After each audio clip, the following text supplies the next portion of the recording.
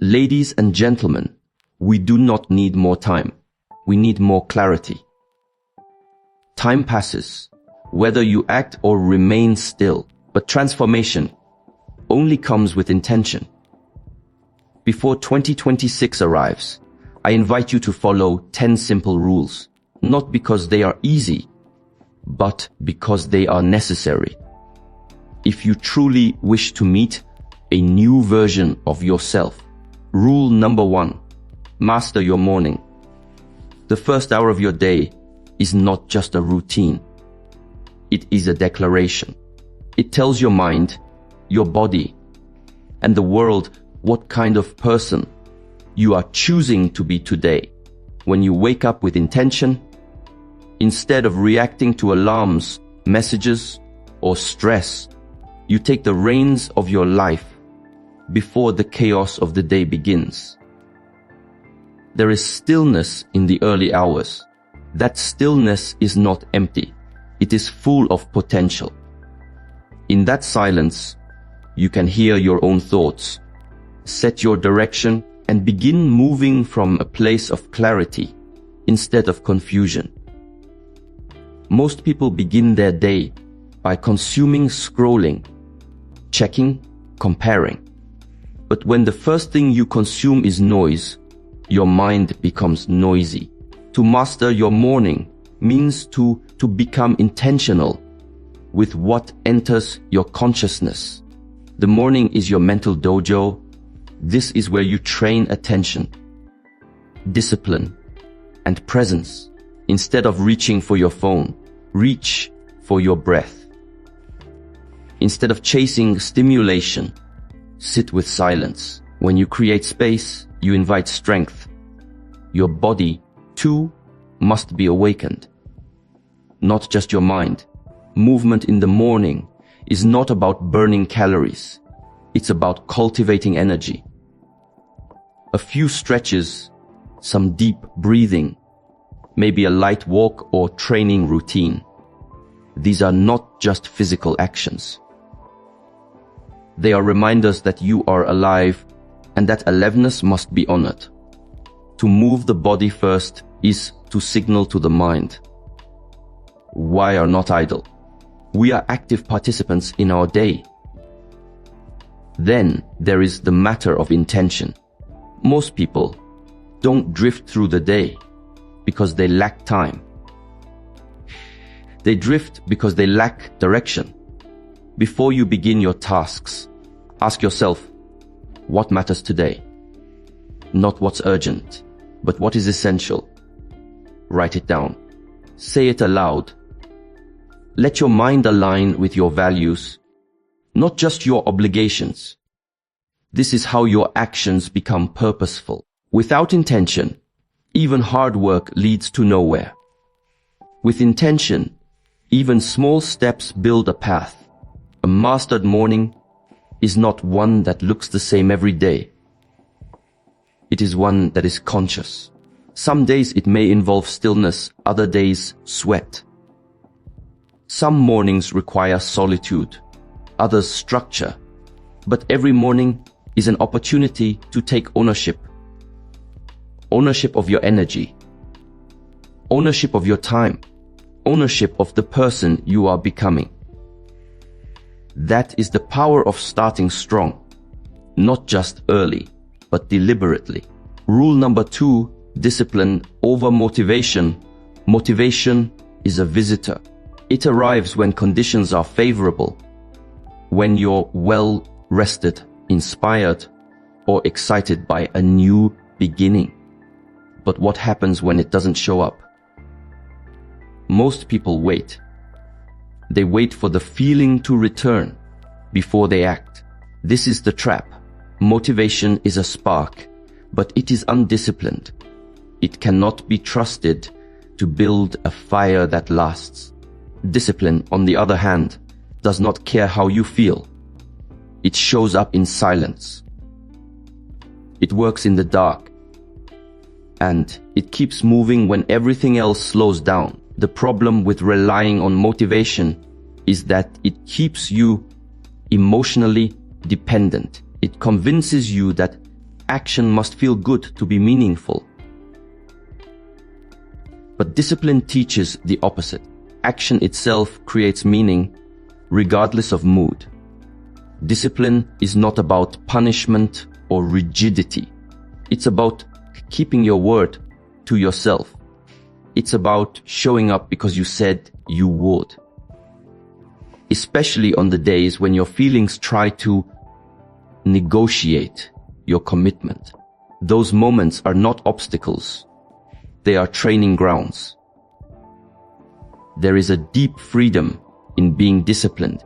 People often mistake discipline for restriction. But in reality, it is structure that creates freedom. When you are disciplined with your time, you are free from distractions. When you are disciplined with your body, when you are free from weakness, when you are disciplined with your thoughts, you are free from chaos. True discipline is not about forcing yourself. It's about aligning your daily actions with a deeper purpose that doesn't change with your moods. Look at nature. The sun does not need motivation to rise. Rivers do not need inspiration to flow. The rhythm of nature is consistent. And so should be the rhythm of your habits. Build a routine that doesn't depend on how you feel. Instead of asking, do I feel like it today? Ask, what would a disciplined version of me do right now? That question, repeated often enough, builds an identity stronger than fleeting motivation ever could. Discipline is not born. It is built. It is carved out of repetition. Small promises kept. Tasks completed without applause. Alarms obeyed without excuse. You don't need grand declarations. You need daily action. And the beauty of discipline is that it multiplies. Every time you act without waiting to feel ready, you strengthen the part of you that leads instead of follows. That part must be fed, trained, and trusted until it becomes the dominant voice inside you. Rule number 3. Conquer the body, free the mind. The body is the first battlefield. Not against others, but against your own resistance, your own inertia, your own limits. To conquer the body does not mean to punish it. It means to master it, to understand its signals without being ruled by its impulses. When the body is weak or undisciplined, the mind becomes reactive. But when the body is trained, when it is tempered through consistent effort, the mind gains stillness. The body and mind are not separate. One is the reflection of the other. Modern life makes it easy to disconnect from your body. You sit for hours, you overstimulate, you numb discomfort instead of investigating it. But you cannot develop clarity in a vessel that is stagnant. Movement is medicine. Sweat is release. Stillness becomes possible after you've exhausted the noise. This is why physical training is not just a lifestyle choice. It is a form of self-respect. You cannot access the deeper layers of your mind if you've never pushed through the shallows of physical limitation. The discipline required to train your body carries over into everything else. When you choose to move, when you don't feel like it, when you breathe through strain, instead of breaking, you develop resilience. And this resilience is not only muscular, it is emotional. You stop quitting early in conversations, in work, in relationships. You stop giving in to mental fatigue because your body has already shown you what it means to endure. Strength in the body creates patience in the mind. Training is also a mirror. How you approach it reveals who you are. Do you cut corners? Do you avoid the uncomfortable parts? Do you only show up when it's easy? Physical practice. Whether it's martial arts, strength work, running, or even yoga, exposes your patterns, and it gives you the chance to rewrite them. You learn to breathe under pressure. You learn to move with intention. You learn to endure pain without becoming bitter. These lessons don't stay in the gym or the dojo. They follow you into life. You don't need to chase perfection. You don't need a perfect body. But you do need a capable one. One that obeys your command, not your craving. One that moves when called upon. One that reflects effort, attention, and care. In mastering your physical form, you simplify your internal world. Your thoughts become lighter. Your reactions become slower. Your awareness sharpens. When the body is steady, the mind is free. Rule number 4, protect your energy. Your energy is your most valuable currency. It determines how clearly you think, how deeply you feel, and how consistently you act. Yet most people give it away too easily. To people who drain them, to distractions that dilute them, and to habits that exhaust them. Protecting your energy does not mean cutting off the world. It means choosing wisely where your attention goes. Because where your attention goes, your life follows. Not everyone deserves access to you. Not every message needs a reply. Not every invitation deserves a yes. Part of maturity is learning the strength of silence, not as avoidance, but as control. Your peace is not something to be negotiated every time someone else feels entitled to it.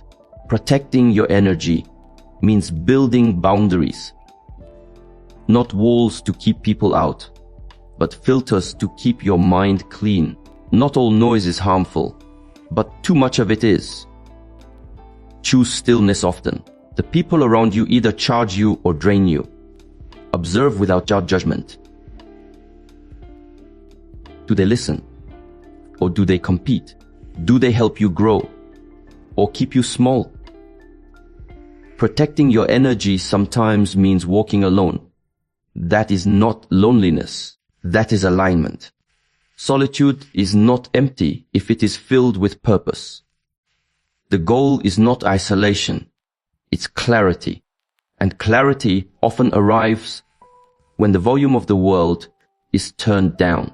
Protecting your energy also includes the inner environment. What you consume, what you watch, read, and repeat shapes your emotional state. You cannot expect a calm mind if you flood it with chaos. You cannot expect discipline if your surroundings feed addiction. Guard your inputs. The quality of your energy is a reflection of what you allow to enter. Your thoughts are not always your own. They are often echoes of the noise you've absorbed. This protection is not passive. It is a daily practice. Say no without guilt. Unplug without apology. Rest without shame. Recharge with intention. You are not a machine. And even machines break down when pushed without pause. Energy is sacred. You are not obligated to be constantly available, constantly responsive, or constantly involved. You are obligated only to live with awareness and to direct your energy toward what actually matters. Rule number 5. Ask better questions. Your life is shaped not just by what you do, but by what you ask. Every question you repeat becomes a doorway. Some doors lead to wisdom. Others lead to confusion, regret, or stagnation. If your questions are shallow, reactive, or rooted in fear, then your answers will mirror that energy. But when your questions are honest, open, and precise, they begin to cut through illusion.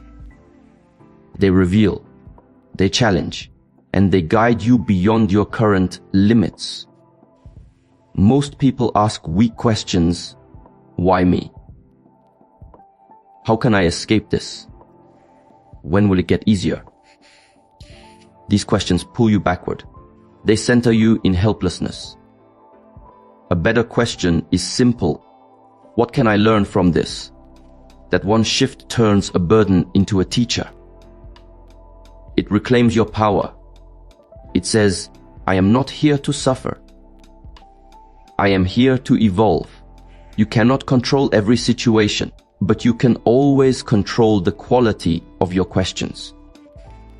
And in doing so, you control the depth of your growth. Better questions are uncomfortable. They challenge your ego. They expose your blind spots. What am I avoiding? Where am I lying to myself?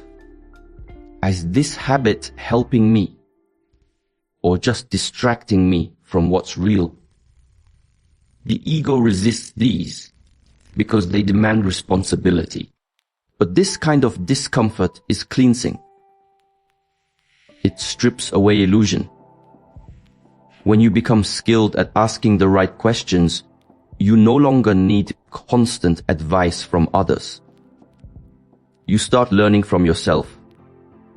Good questions create direction. Without them, even effort becomes scattered. You can work hard and still go nowhere if you're not asking, is this aligned with where I truly want to be? That's why reflection is not optional. Journaling is not just writing. It's a daily investigation. Time alone is not just peace. It's an interrogation room for the mind. And growth is not found in the answers you copy from others. It's found in the questions you dare to ask yourself. Even your goals require better questioning. What do I want? But why do I want it? What will it cost me to stay the same? And who must I become to deserve what I'm asking for? These questions don't provide comfort. They provide clarity. And clarity is far more valuable than comfort. Because comfort will keep you where you are, but clarity will take you where you are meant to go. Rule number 6. Do one hard thing every day. Growth does not happen in comfort.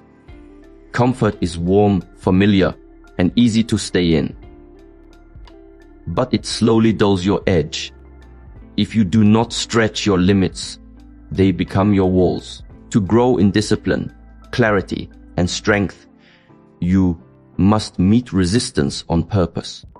That's why doing one hard thing every day is not about punishment. It's about training your mind to stop flinching at discomfort. What is difficult becomes useful. What is unfamiliar becomes an invitation. A hard thing does not have to be grand. It could be waking up an hour earlier than you want. It could be starting a conversation you've been avoiding. It could be sitting alone with your thoughts instead of distracting yourself. What matters is not the size of the task, but the deliberate choice to lean into challenge instead of running from it. When you choose the hard thing, you build a kind of quiet courage.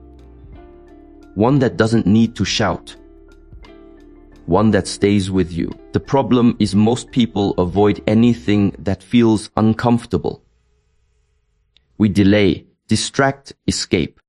But what you avoid gains power over you. The longer you avoid discomfort, the louder your excuses become. Doing one hard thing each day breaks this cycle. It proves to you, again and again, that you are stronger than your hesitation. You learn that discomfort is not a signal to stop. It's a signal that you're at the edge of progress. This practice is not about perfection. Some days, your hard thing will feel small. Other days, it will shake your foundation. But over time, a shift happens. You stop waiting for things to get easier, and instead, you start getting stronger. Your threshold for pain, fear, and uncertainty expands. You develop a mind that can hold tension without collapsing. A mind that does not beg for escape, but seeks understanding. In the end, you realize that hard things are not punishments. They are invitations to meet a version of yourself you've never seen before. And that version doesn't appear by accident. It appears because you showed up every day when it was difficult, when it was inconvenient, when no one else was watching. That is the kind of power you build. Slowly, quietly, daily, by doing just one hard thing. Rule number 7, be relentlessly present. The present moment is the only place where life truly unfolds. Yet, most of us lives split between memories and worries. Our attention scattered in the past or lost in the future. This fractured awareness dilutes our power. To transform your life, you must practice presence as a skill. To be relentlessly present means to bring your full attention, your full energy, and your full intention to right now. Not tomorrow, not yesterday, but this very moment. Distraction is the enemy of presence. Modern technology, endless notifications, and the constant pull of entertainment have rewired the brain for shallow focus. To reclaim presence, you must actively choose to resist these distractions. It starts with small acts, turning off your phone during a meal, listening deeply when someone speaks, noticing your breath in moments of stress. These small acts accumulate, rewiring your brain to settle more often into clarity and calm. Presence is not just mental, it is physical and emotional. To be present means to be grounded in your body and connected to your feelings, even the uncomfortable ones. When your mind wanders, bring it back gently, without judgment. Practice observing your surroundings.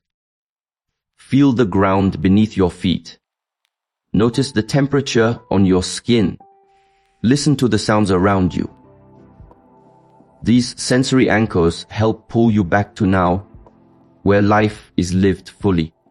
Being relentlessly present also means embracing uncertainty without resistance. You cannot control every outcome, nor should you waste energy trying. Instead, focus on the one thing you do control, your awareness. Presence frees you from the paralysis of fear and regret. It allows you to respond with clarity instead of react with chaos. When you practice presence consistently, you build resilience against the storms of distraction and anxiety. Finally, presence transforms not only your internal world, but your relationships as well.